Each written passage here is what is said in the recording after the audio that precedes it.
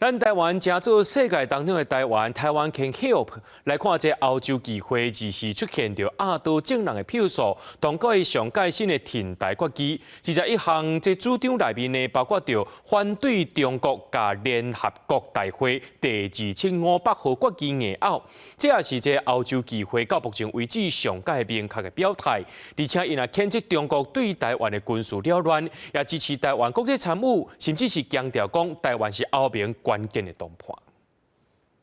On the People's Republic of China's misinterpretation of the United Nations Resolution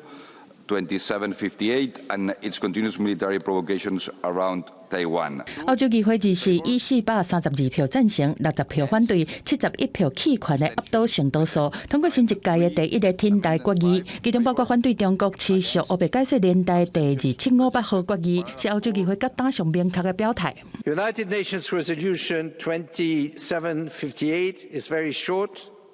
only 150 words. The word Taiwan does not appear. 决议文提出21项主张，亲像谴责中国对台湾军事起武康，阻碍台湾参加国际组织，重申台湾是欧盟的关键伙伴，要求欧盟以外交和经济抢大来阻挡中国，而且深化和台湾各领域的交流，和来签双边投资等等各项协定。其实日的大会辩论对极左到极右，拢总24个下党派议员轮流发言，会使讲拢是咧批评中国威胁印太区域安全、打压台湾的行为。Taiwan was never part of the PRC since it was established in 1949.